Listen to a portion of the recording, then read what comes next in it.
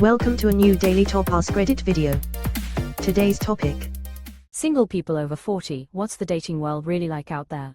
I am on Reddit. I will be on Reddit tomorrow night.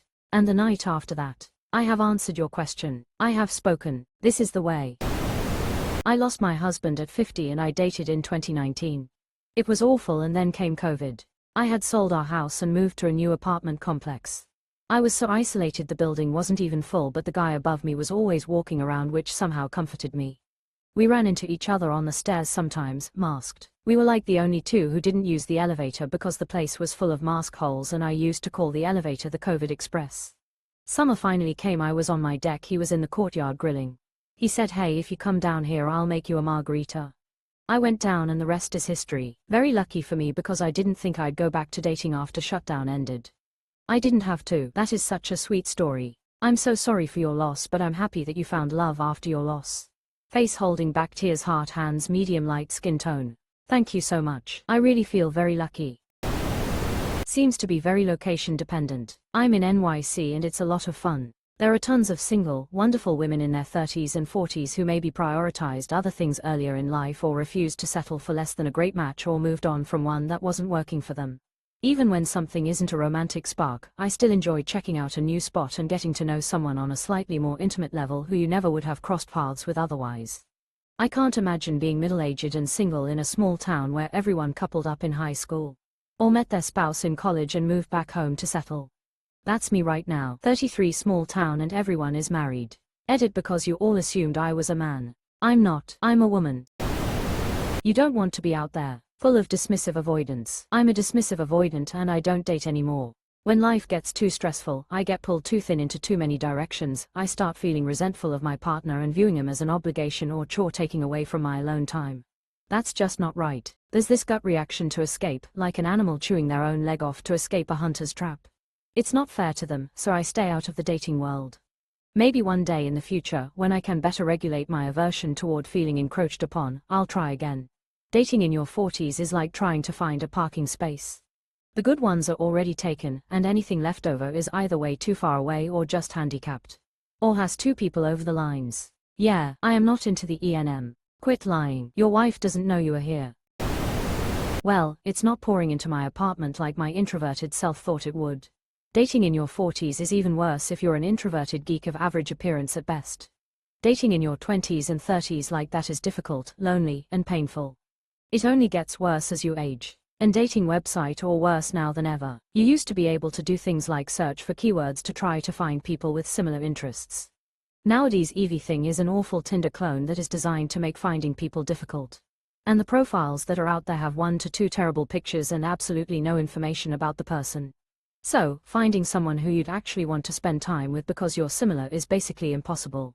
I am a geek of average appearance. I'm 5 feet 6 inches with dad bod and a beat-up old car and a nice computer, and pictures of D&D or board game night on my dating app profile. I didn't lie about who I was, so I matched with people who were okay with who I was. I'm now 18 months into possibly the best and healthiest relationship I've ever had. Female, 40, Los Angeles. The apps are full of boring guys who all have photos of themselves at the Dodgers game. And they're all like, what is the absolute bare minimum I have to do in order for you to pay attention to my dick? I talked to a male coworker, 49, the other day, and from his side, he says all the ladies are like, what do you do for a living and how much money do you have? If you're not taking me out for a fancy meal, I'm not interested. I'm fine being single if that's what I'd have to settle for. That sounds very LA, haha. That's how apps are too for younger people. It's completely transactional. This is basically what New York is now too. As a guy, I'm immediately being sized up financially. And I've had several women say things like, you're the first guy that's spoken to me in full sentences this week, so it seems like the bar has been set extremely low. That being said, I'm not rich, and words alone aren't enough to win him over anymore. I didn't really believe it was as bad as people were saying, but man, the guys in NYC are terrible. As a guy from Scotland, I know that helps. I was amazed at the amazement shown for simply asking questions, choosing and booking a place, still splitting the bill, not making odd sexual or appearance-based comments, and actually showing genuine interest. It's fun. You can interact with lots of interesting people. I've met some really nice women and some real awful human beings. So you either have a nice time or a good story. It's a win-win. Dinners get expensive, but that's the cost of participating. Where are you meeting these women? At the woman's store, of course. They are all over the place. The majority of dates have come from the apps, a couple that have been from talking to women in public. The bar is so low for guys, you literally just need to be emotionally available and respectful. In Mitt Romney's binder. Tough, and even tougher for someone who doesn't want kids, or to be involved with other people's kids. I've been single and not looking for a year and a half after a LTR, and this is what worries me the most about the possibility of dating again as a CF person. How do I meet guys my age who don't have and don't want kids? The odds feel very low. Post a flyer at the vasectomy clinic. 3 years after a LTR, and it's extremely hard to find a man my age without kids. The ones that don't have them are kids. I'm 40, I have all my teeth and I have no addictions. I do alright. Yeah, this is accurate. Have an okay job on top of that, be in relatively decent shape and you're solid. I've got good hair too. Slayin'. I don't even try. I try, but my method is waiting for a busload of horny women volleyball players, who are all attracted to overweight middle-aged men, to break down in front of my house. Any day now that plan is going to come together. Step 1, have a house. Tick. Step 2, age and put on weight. Tick. Step 3, wait for bus of horny women. You're 2/3 of the way to your goal. Nice work. I know a rich widower in his 60s who is having a great time dating, so I guess it's okay for rich people. It always has been okay for rich dudes. There's always ladies out there that'll be happy to spend your fat stacks of cash in exchange for some half-assed sex with Mr. Wrinkles. I'm sure it was even better 25 years ago, before everyone got fat and being in shape wasn't considered anything special. People were for sure fat in 2000. I've met a few fantastic women. But I'm super picky, bide my time, and never get my hopes up. Got a really promising date on Saturday, wish me luck. See ya on Reddit Saturday night. Lol, yeah, it do be like that sometimes. It's the island of misfit toys out there. We are all misfit toys. I divorced at 40 and was a single mom with 3 kids. I dated online and eventually found the nicest man I have ever known. My kids love him. We have been together for 10 years. We are all flawed, but we can still find happiness together. Missing bits of ear, 1.5 legs, prefers to be called lucky, yep. Edit, don't get me wrong, if I met the right personality with 1.5 legs, I would be over the moon designing and making better and better prostheses for them. There are 5 options, none of them good. A. Dating divorced people and navigating a minefield of post-marriage baggage. B. Dating people you're not really attracted to physically or emotionally and there's definitely a reason they're still single. C. Trying to convince your exes to get back together and ignore all the trauma you've caused each other. D. Being the creepy person always hitting on people 10+ years younger than you. E. Stay single forever. I'll take full lobotomy for 500 Alex. Live, laugh, lobotomy. B is kinda funny. BC can't that also be applied to the person saying that about others? Oh, it definitely applies to me. Then there's F. Old crushes, flings, people from a long time ago you felt a spark with and still think of. Yeah, they're not walking through that door. They're married with children or divorced were children. You missed that bus.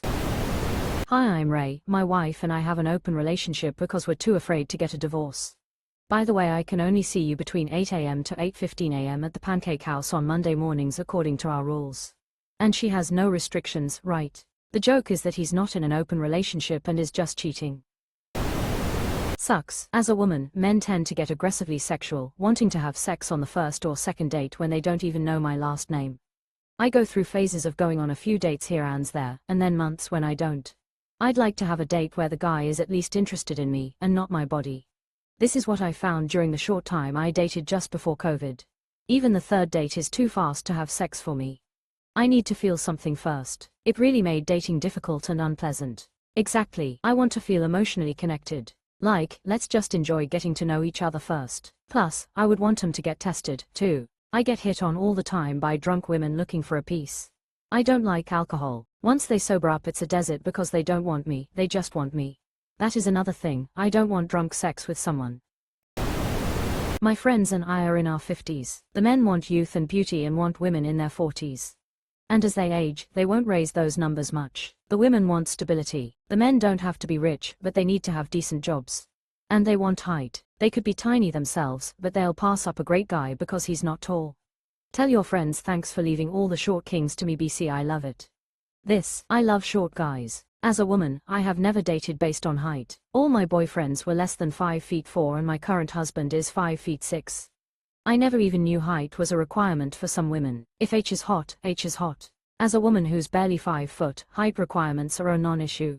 Yup, and if you're a 6 feet woman I am, we don't have much choice. Disclaimer up front, I'm a hetero dude in my late 40s. My experience is far different than it is for pretty much any woman. I have enough single women friends and feedback from dates to know this is true. Maybe I'm an exception, but dating has only gotten better as I've gotten older. There's just so much less bullshit. People are generally more honest with themselves and in turn more honest with each other. It's a lot easier to get to the end of the date and say, this wasn't really a fit, was it? No, I don't think so. Good luck on your next date, though. You too, get home safe, and no one gets their feelings hurt. No one is trying to fit a square peg in a round hole, and I don't mean that in a sexual way. Do what makes you feel good, just because they feel like they need to be in a relationship. That said, to the men out there, I'm begging you to just be normal. The bar is so low. The standard is just, don't be an asshole. That's it. That's all you have to do. I'm not saying every date will be a booming success, see the previous paragraph, but you will have a far better chance of finding out if you're actually a good fit if you can just not be an asshole. Edit. I will add that a big part of this for me is the fact that I've been friends with incredible women since high school. And I genuinely mean just friends with no ulterior motive or intent. Just good friends. This has been so instructive in my dating life that I would actually say that until you can be just friends with a woman, you're probably not ready to date one. These friendships have done a lot of things for me. It's given me access to conversations about men that I'd otherwise not have heard. And thankfully I listened because now I've heard so many stories that I can say, oh wow. Yeah, that guy was an asshole. Don't be like him. Don't do the stupid shit he did. It has also given me a different level of empathy for women and all the shit they have to deal with. This makes me kinder and more thoughtful to them in my dating world. But more than anything, it allows me to just treat them like people.